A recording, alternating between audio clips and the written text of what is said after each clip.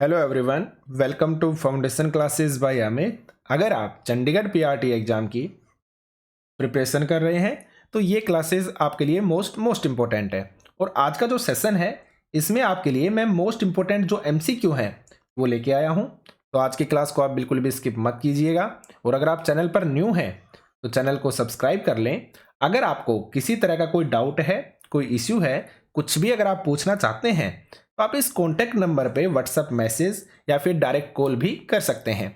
अगर आपने Telegram group को ज्वाइन नहीं किया है तो टेलीग्राम को आप ज्वाइन कर लीजिए। टेलीग्राम ग्रुप का जो लिंक है वो आपको इसी वीडियो के डिस्क्रिप्शन में मिल जाएगा। हर तरह की जो भी इंफॉर्मेशन है वो आपके टेलीग्राम ग्रुप में अपडेट की जाती है। अगर आपने application foundation classes by Amit को अगर आपने डाउनलोड नहीं किया है तो आप एप्लीकेशन को डाउनलोड कर लीजिए। एप्लीकेशन को डाउनलोड करने का जो लिंक है वो भी आपको इसी वीडियो के डिस्क्रिप्शन में मिल जाएगा। तो चलिए स्टार्ट करते हैं आज के सेशन को। हमारा फर्स्ट क्वेश्चन है, जब फ्रांस छींकता है तो बाकी यूरोप को सर्दी जुकाम हो जाता है, ये शब्द किसने कहे? देखिए, आपका गांधी जी से रिलेटेड एक क्वेश्चन पूछा गया था जिसमें उन्होंने बात की थी बोलने की स्वतंत्रता, आजादी की स्वतंत्रता और आपके संगठन बनाने की स्वतंत्रता। ये क्वेश्चन आपका चंडीगढ़ पीआरटी के अंदर पूछा जा चुका है कि ये शब्द किसने कहे थे। तो ये कहे थे आपके गांधी जी ने। ठीक है, तो अगर गांधी जी से रिलेटेड अगर आपसे क्वेश्चन पूछा गया है तो हो सकता है आपसे ये भी पूछ लिया जाए। तो जो भी इंपॉर्टेंट क्वेश्चंस हैं वो आपके लिए मैं लेके आया हूं।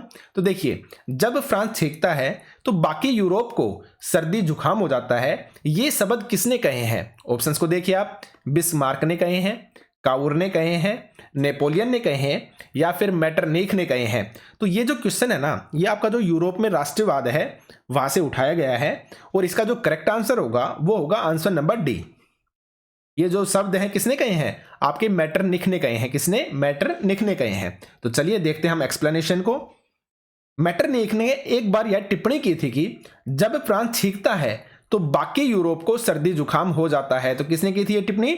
मैटरनिख ने की थी। और देखिए, ये सभी चीजें हैं ना, हमारा जो कोर्स है उसमें आपको पीडीएफ नोट्स मिल जाएंगे जिनका आप प्रिंट निकाल के ज्यादा से ज्यादा रिवीजन कर सकते हैं। इन हर एक सिंगल से सिंगल टर्म को मैंने वहां पे इंक्लूड किया है।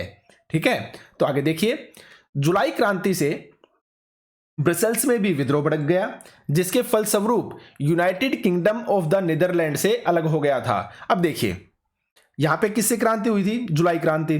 तो जुलाई क्रांति से कहां पे विद्रोह भड़का था? आपका ब्रसेल्स में। आपसे पूछा जा सकता है कि ब्रसेल्स में जो विद्रोह भड़का था तो वो किस क्रांति से भड़का था?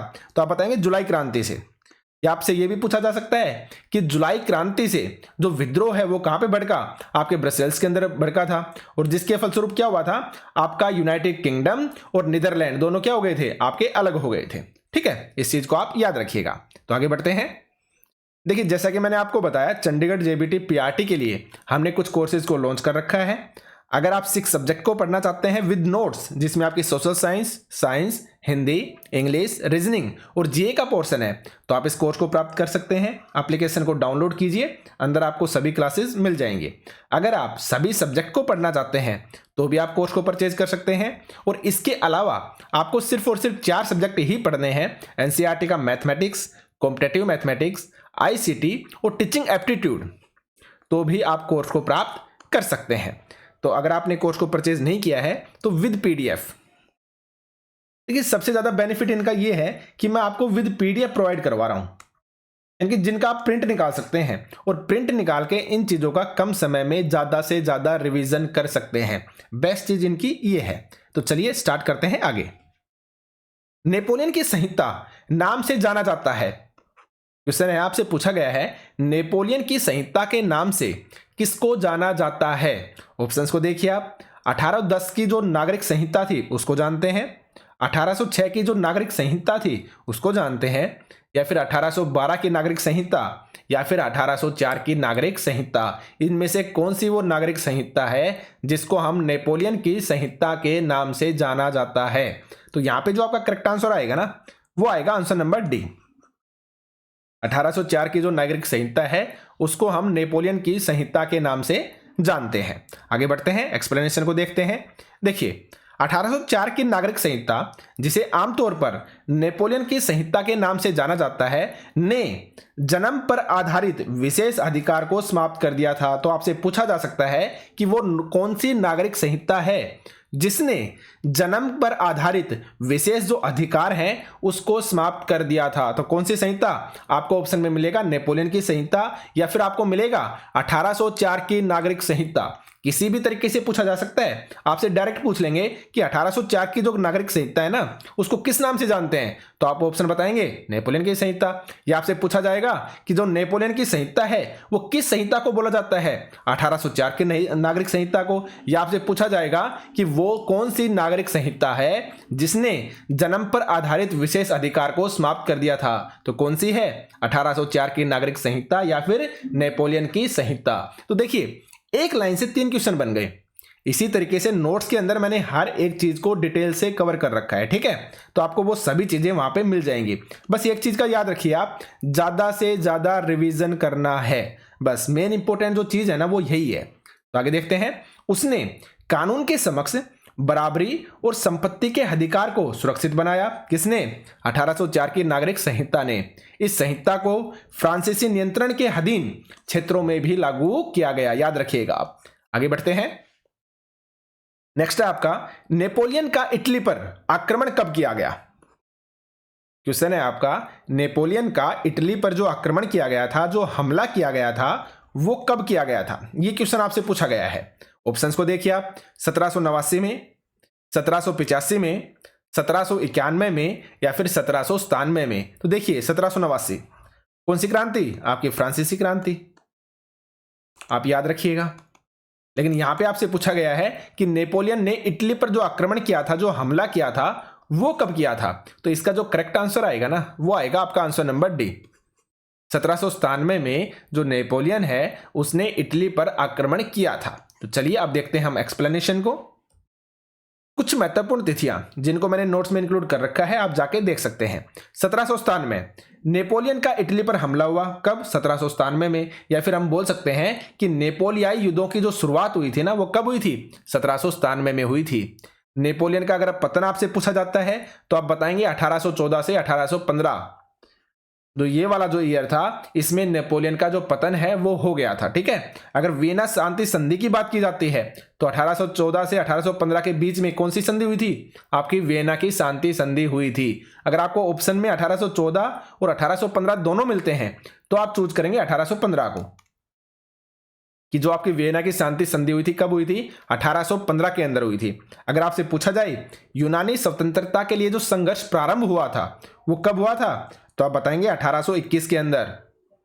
कब प्रारंभ हुआ था? 1821 में। अगर आपसे इटली के एकीकरण के बारे में बात की जाए तो आप बताएंगे 1859 से 1870 का जो समय था, उस समय इटली का जो एकीकरण है वो हो रहा था। अगर आपसे जर्मनी का एकीकरण पूछा जाता है तो आप बताएंगे 1866 से 1871 का जो समय था वो था आपका जर्मनी का एकीकरण का, ठीक है। और अगर आपसे 1905 में पूछा जाता है तो हैब्सबर्ग और ओटोमन साम्राज्यों में स्लाव राष्ट्रवाद मजबूत होता है। किस समय में? 1905 में। किन किन के बीच में? हैब्सबर्ग और ओटोमन साम्राज्यों में जो स्लाव राष्ट्रवाद है वो आपका मजबूत होता है 1905 के अंदर, याद रखिएगा।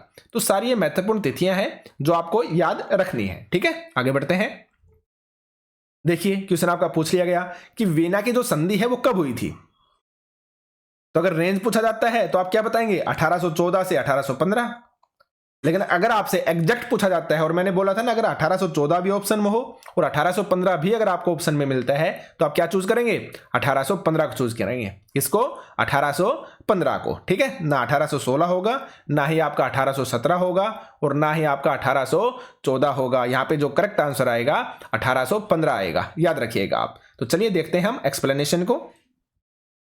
1815 में ब्रिटेन, रूस, प्रसा और ऑस्ट्रिया जैसी यूरोपीय शक्तियां जिन्होंने मिलकर नेपोलियन को हराया था के प्रतिनिधि यूरोप के लिए एक समझौता तैयार करने के लिए वियना में मिले।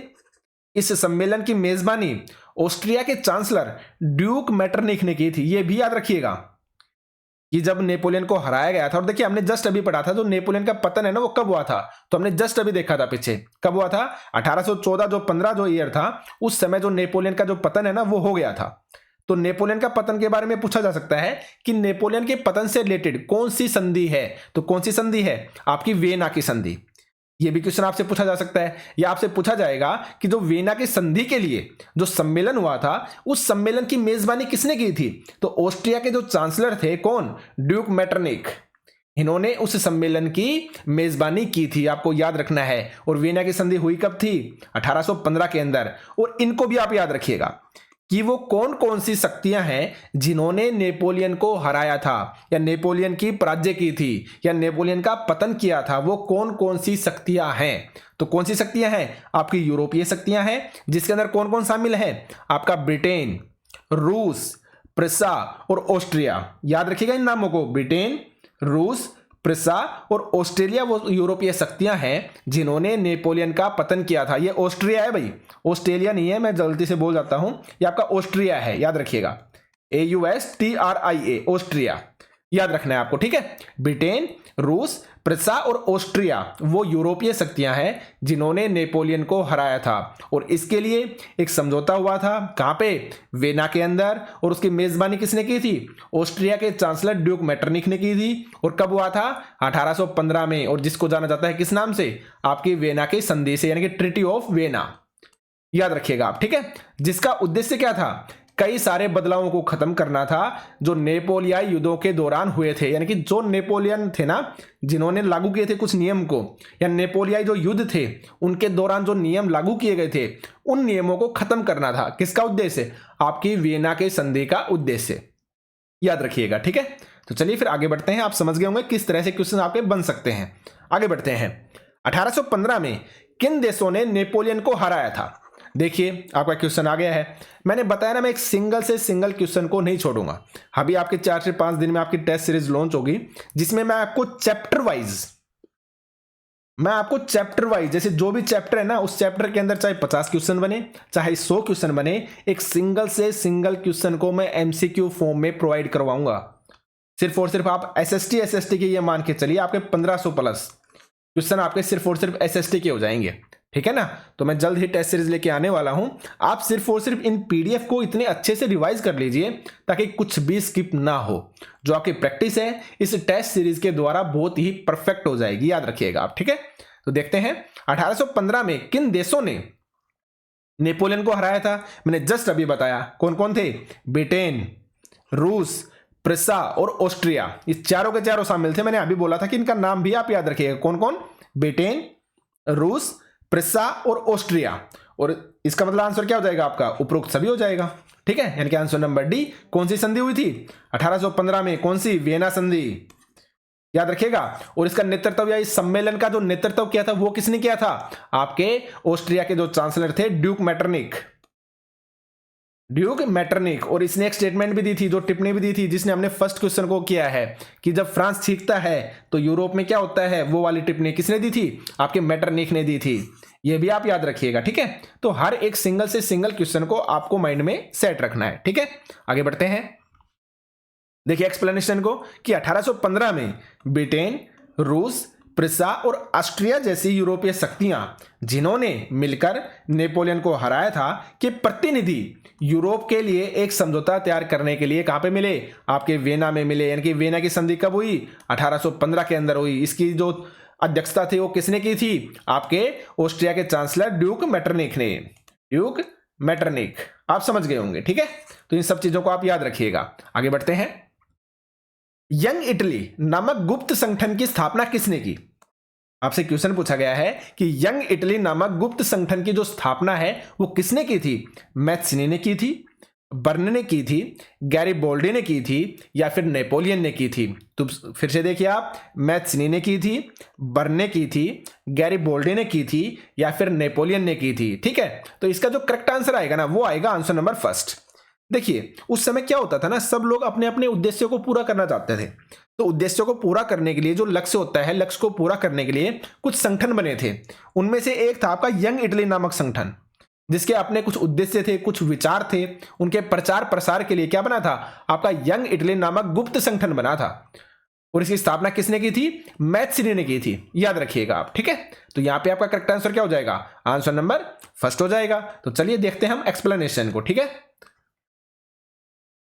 1830 के दशक में जूसेप्पे मैत्सिनी, इनका पूरा नाम है जूसेप्पे मैत्सिनी। क्या नाम है? जूसेप्पे मैत्सिनी ने एकीकृत यानी कि इंटीग्रेटेड इतालवी गणराज्य के लिए एक सुविचारित कार्यक्रम प्रस्तुत करने की कोशिश की थी। किसके लिए? इतालवी गणराज्य के लिए। यह भी याद रखिएगा आप, किसके लिए? इतालवी गणराज्य के लिए। किसने? जूसेप्पे मैत्सिनी ने। कब? 1830 के दशक में सुविचारित कार्यक्रम प्रस्तुत करने की कोशिश की थी। और उसने अपने उद्देश्यों के प्रसार के लिए यंग इटली नामक गुप्त संगठन भी बनाया था।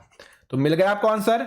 किसने बनाया था? आपके जूसेप्पे मैत्सिनी ने। और देखिए नोट्स के अंदर मैंने इनको वन लाइनर में कर दिया है ताकि आप क्वेश्चन भी समझ पाएं। जैसे मैंने वहां पे इस तरह से बना दिया कि यंग इटली नामक गुप्त संगठन की स्थापना जूसेप्पे मैत्सिनी ने की थी, तो ये वन लाइनर मिल गया आपको। तो यानी कि पैराग्राफ में आपको ढूंढने नहीं पड़ेंगे, आपको डायरेक्ट ये क्वेश्चन उस नोट्स के अंदर अपने आप नजर आ जाएंगे। तो यंग इटली नामक गुप्त संगठन की स्थापना किसने की? आपके जूसेप्पे मैत्सिनी ने।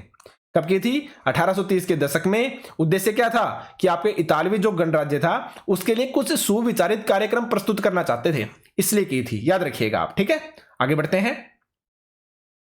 कौन सा दशक यूरोप में भूख, कठिनाइयां और विद्रोह लेकर आया था? आपसे क्वेश्चन पूछा गया है कि कौन सा वो दशक था जो यूरोप में भूख, कठिनाइयां और विद्रोह लेकर आया था? तो कौन सा दशक था? 1800 दशक, 1810 का दशक, 1820 का दशक या फिर 1830 का दशक? दशक का मतलब होता है 10, क्योंकि 10 सालों के अंदर 10 सालों के बारे में बात हो रही है। तो यहां पे जो आपका करेक्ट आंसर होगा ना, वो होगा आंसर नंबर डी। जो 1830 का दशक था वो यूरोप के लिए भूख, कठिनाइयां और विद्रोह को लेकर आया था अपने साथ। आपको ये सारी चीजें याद रखनी है। ठीक है, तो आगे देखते हैं एक्सप्लेनेशन को। देखिए आप, भूख, कठिनाइयां और जन विद्रोह। 1830 का दशक यूरोप में भारी कठिनाइयां लेकर आया। 19वीं सदी के प्रथम भाग में पूरे यूरोप में जनसंख्या में जबरदस्त वृद्धि हुई थी। क्या हुई थी? जनसंख्या में जबरदस्त वृद्धि हुई थी 19वीं सदी के प्रथम भाग में।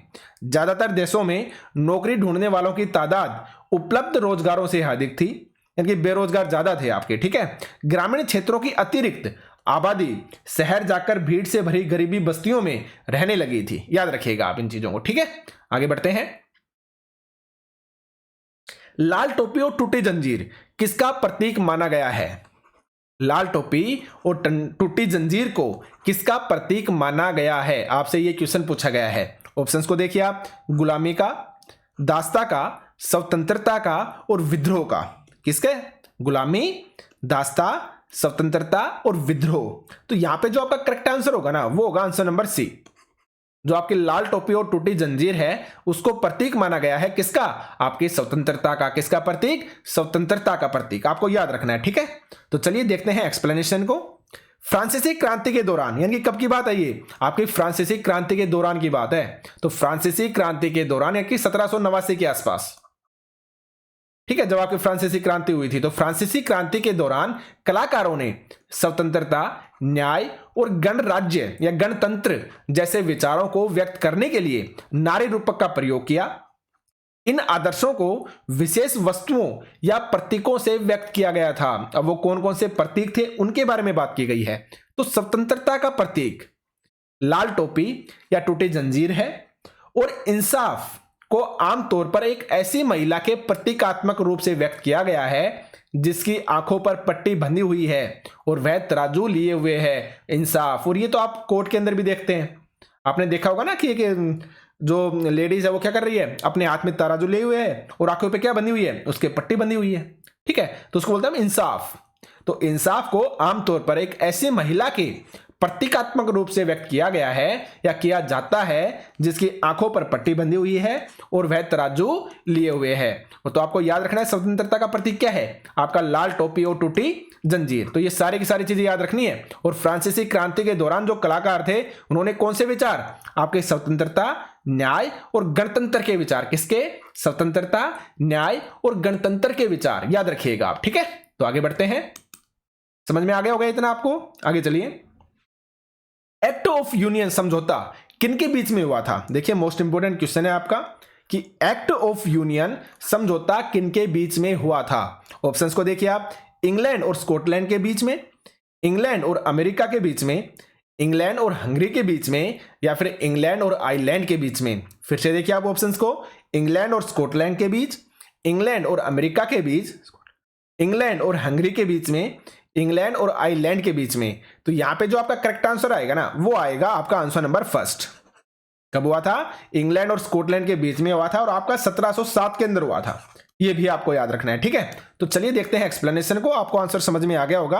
आंसर क्या होगा? आंसर नंबर फर्स्ट यानी कि ए हो जाएगा। इंग्लैंड और स्कॉटलैंड के बीच में हुआ था आपका एक्ट ऑफ यूनियन। कब हुआ था? 1707 में। देखते हैं एक्सप्लेनेशन को। इंग्लैंड और स्कॉटलैंड के बीच एक्ट ऑफ यूनियन 1707 कब हुआ था? 1707 से United Kingdom of great Britain का गठन हुआ था, ठीक है। तो देखिए एक क्वेश्चन आपका फिर से बन गया है कि United Kingdom of great Britain का जो गठन हुआ था ना, कैसे हुआ था? आपका एक्ट ऑफ यूनियन से हुआ था। कब हुआ था? 1707 में हुआ था। और एक्ट ऑफ यूनियन में किन किन का समझौता हुआ था या गठन हुआ था? इंग्लैंड और स्कॉटलैंड, इन दोनों के मिलने से या इन दोनों के एक्ट ऑफ यूनियन से क्या बना था? आपका United Kingdom of great Britain का गठन हुआ था। तो एक लाइन से आपके 3 से 4 क्वेश्चन बन जाते हैं, ठीक है ना। तो इस तरीके से ही आपको जो नोट्स है उनको रिवाइज करना है, याद करना है। आपको 360 डिग्री सोचना है कि किस किस तरीके से क्वेश्चन बन सकते हैं, ठीक है। इंग्लैंड, इससे इंग्लैंड व्यवहार में स्कॉटलैंड पर अपना प्रभुत्व जमा पाया। इसके बाद ब्रितानी संसद में आंग्ल सदस्यों का दबदबा रहा था, याद रखिएगा आप, ठीक है। तो ये आपके इंपॉर्टेंट क्वेश्चंस थे। तो मैं आपको बताना चाहूंगा नोट्स में मैंने एक सिंगल से सिंगल चीज को क्लियर कर रखा है, ठीक है ना। 1 लाइनर बना दिए हैं मैंने ताकि आप अच्छे से उनको रिवाइज कर सको और चीजों को याद भी रख पाओ आप, ठीक है। टेस्ट सीरीज के बारे में मैंने आपको बता दिया।